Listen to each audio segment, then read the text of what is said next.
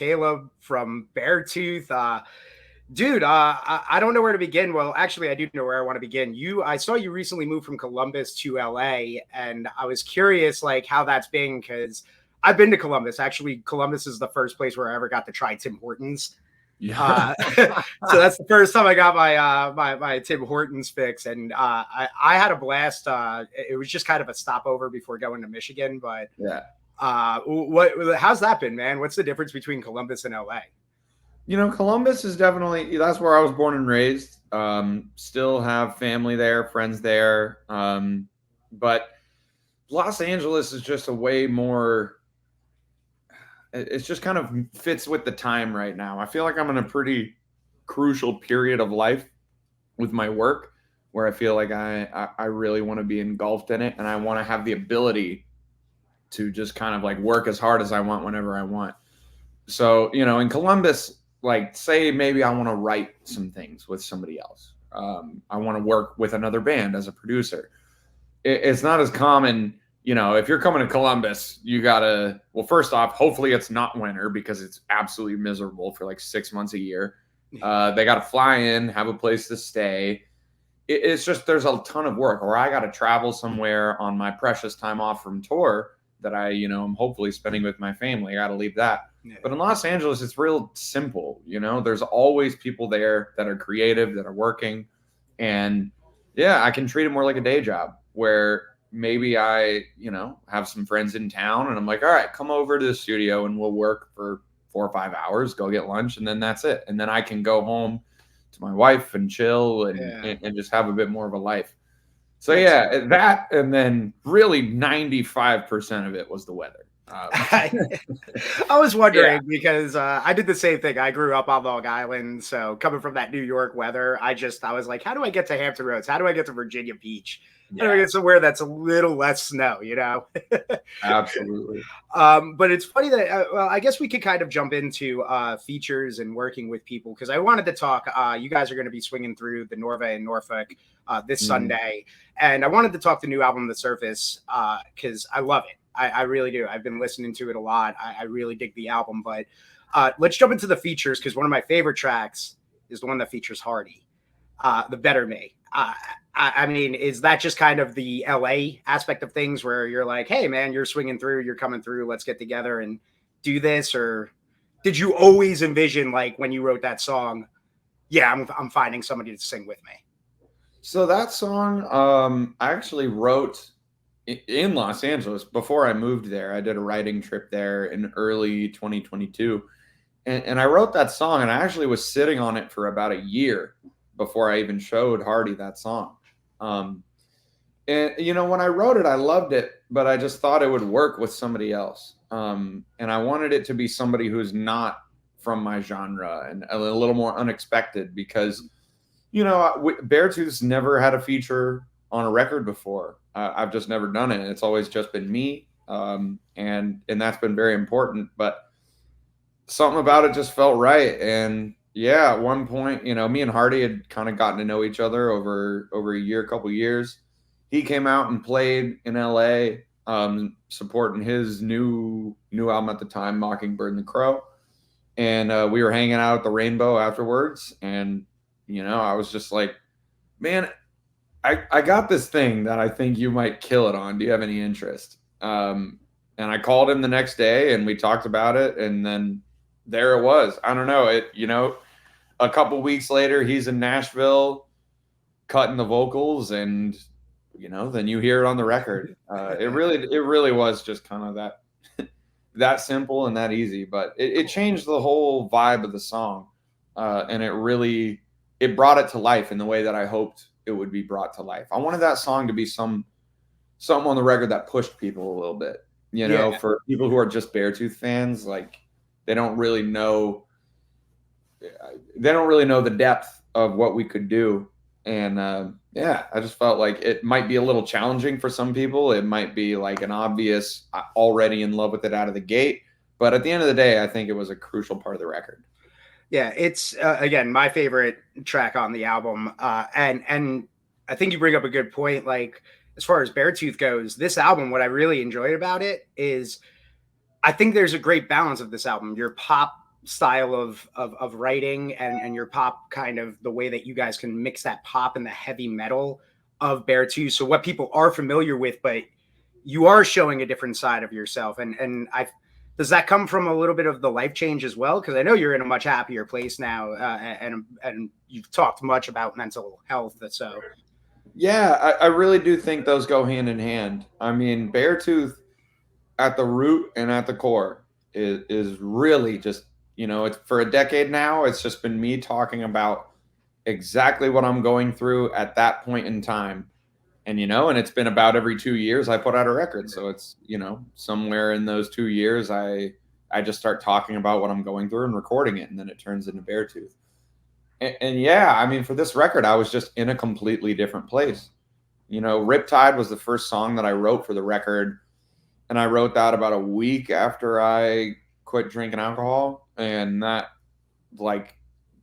and really the quitting drinking was like just a byproduct of me wanting to just better myself and become a better version of who I think I could be.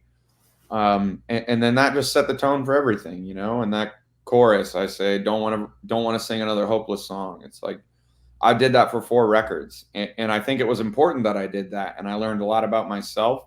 And I was able to kind of talk myself through things therapeutically that I didn't quite understand, and do that with a bunch of other people who are going through similar things that I found out through the years of the band as we gained a fan base. But yeah, if I wrote any other record, it would have not been genuine. I just have to write about where I'm at in life. And it was in a good spot when I wrote The Surface, for sure.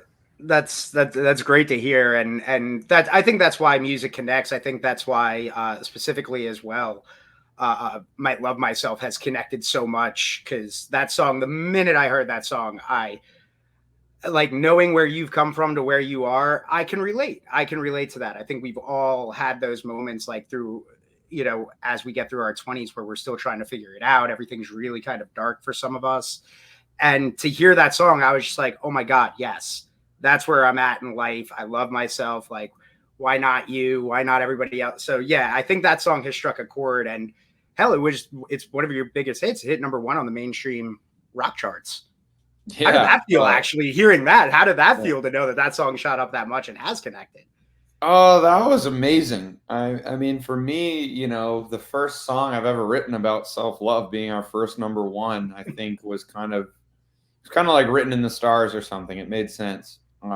Because I don't know, I don't think it would have made as much sense if the real self-deprecating stuff and and that kind of really hard pain that I was going through was the stuff that made it all the way. I'm very proud of the fact that, a song about change and a song about understanding how to treat yourself better is our first song that's a #1 hit. It's an honor. And also, just, I love that song. I think it's really fun. It was kind of a risk at the time. Not everybody understood my thought process when I told everybody I want Might Love Myself to be the first single. Right. Actually, yeah, it was, because it's very different from traditional Beartooth. But I just knew that the sentiment was what was the important part, and I needed that to be at the forefront of this album release, and it worked, and people get it more than anything.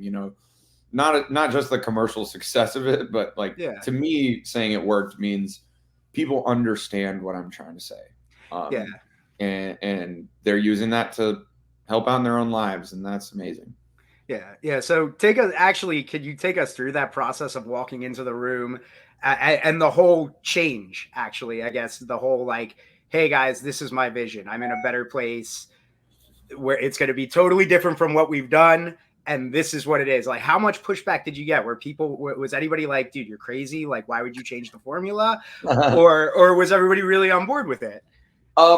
People were very supportive. Okay. Incredibly supportive. And there's a few, it's a very small, tight-knit key group of people that are really on the inside of this operation. And they know me, and they've been working with me for a long time, and they kind of trust where I'm going with that. But yeah, I mean, them being along for the whole ride, I think, was important. From writing, I'm keeping people up to date as I write the songs. So, after writing Riptide and then writing Sunshine and The Surface and The Better Me and all that. I think everybody kind of understood where things were heading and understood just me and my own life where I was heading. So it was inevitable just because, like I was saying, Beartooth is what I'm going through. Like, that's just how Beartooth evolves. Yeah. So everybody's already prepared for that. But yeah, it surprised a few people. There wasn't necessarily pushback. There was a little more of, you sure? You sure this is the first single? Yeah. But it worked. I really did believe it was the move, and you know. And that mattered. Yeah, at the end of the day, I couldn't be happier with the way it rolled out. Oh yeah, I think your fans as well, obviously, and your new fans that you're gaining through the single and the album release now. Now, I don't want to hold you up too much longer. I only got a few questions left, but I did want to get into this because I've heard you always talk about your pop influences, and you always mention Ariana Grande. Yeah. First off, what do you think of the new single? I haven't heard it yet. You haven't heard it yet? So I'm telling you, like, I have been, for lack of a better term, a shell of a human being for the last like 4 months. I have honestly just gone into a hole, and I've been listening to nothing but the practice track of our show. I've been listening to more functional music, not as much creative music, if that makes sense. Gotcha.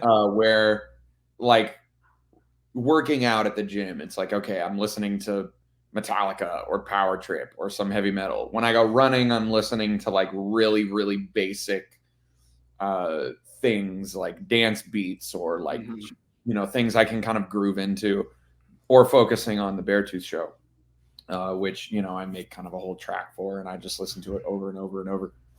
But I'm very excited to listen to whatever this new one is. I'm sure it's great. Oh yeah. Her influence was really on the song I Love Myself. And like why I reference her so much and credit her to that song is I was just listening to her shit when I was going to the coffee shop in the morning, which I do almost every day. It's like a mile and change walk each way. I listen to music on the way there, get a coffee, write some lyrics, spend some time alone, and then go back to the studio and start work. And I was just listening to Ariana, and I've been going through all these changes in my life, and it's so empowering, and it's very much just like, I don't know, that was the mood, and then all of a sudden, Might Love Myself happened. So yeah, I give her a lot of credit. But just pop in general, I think there's something amazing that can happen when a pop song when they get it right. Because, there is absolutely a side of pop that doesn't really have much of a soul, and it doesn't really have much. It's very formulaic. It's a job. It's clocking in. Yes. You clock in, you write a hot hook, and then you get out and whatever. But certain times you can just hear it in pop when there's just a mood and an emotion that they are conveying that you can't get anywhere else. And then doing it, at the highest level, melodically and vocally, and with producers that are unbelievable. And so, yeah, I mean, pop is a huge influence on this record. Massive. Yeah. Oh yeah. Yeah. I used to work in pop radio for a few years. So Ariana was one that I would get very excited when she dropped a new track, The Weeknd as well. There are those artists. Yeah. But I get what you're saying, because there was, I'm not gonna throw anybody under a bus. I will never do that. But there was one artist that, whenever they dropped something, you knew it was just gonna be, we're looking for a top 5 hit that's gonna play for months. Right. Yeah. And it hurt. Yeah. Hey, sometimes it happens, but I really do believe that every genre of music, there's things to be learned from it, and they can always like help you grow, whether it's stuff that I've been listening to a whole lot of soul right now. And like, I've been listening to a lot of just lo-fi. I've been listening to a lot of different moods that I haven't really listened to as much. Yeah. And I already can't wait for how it's influencing, stuff that I might do in the next 2 years. Who knows? That's awesome. But yeah, always take influence from stuff outside your genre. I feel like that's crucial just as an artist to grow. That's a great lesson. And it's very true. It's good to grow and expand the horizons, because you might find. So I mean, the Beatles did that. It's what all the greats have done. They always expanded and experimented with something else and made it their own. So Absolutely. Before I let you go, I do have some fun questions for you, very quick. I know you play. I know you play a lot of instruments, so I was curious. What is your favorite instrument? Oh my goodness. It depends on what time of day it is. I don't even know what week. It changes all the time. Right now, I'm really focusing on guitar. I want to get a lot better at guitar, and that's an easy thing for me to do on tour. You know, I can play guitars more often. It's, you know, a little different than like setting up a drum set and just like bashing around when everybody's trying to work. But yeah, I mean, I love it. I love guitar. I mean, the rock instruments, guitar, bass, drums, vocals. Yeah, so I'm really focusing on guitar right now. And then when I get home, I'm going to really dive back into drums. I just have a lot of things I want to work on and get better at before, you know, I start writing again. And yeah, I mean, I'm always thinking about the next record, and I get that. You know, I just want to be the best I can possibly be when that time comes, when, you know, the lightning bolt strikes and it's time to start writing. Gotcha. On a scale of 1 to 10, as somebody from Columbus, how pissed are you that Michigan won the national title? Man, it's not been great for Columbus and Michigan on our side of that lately.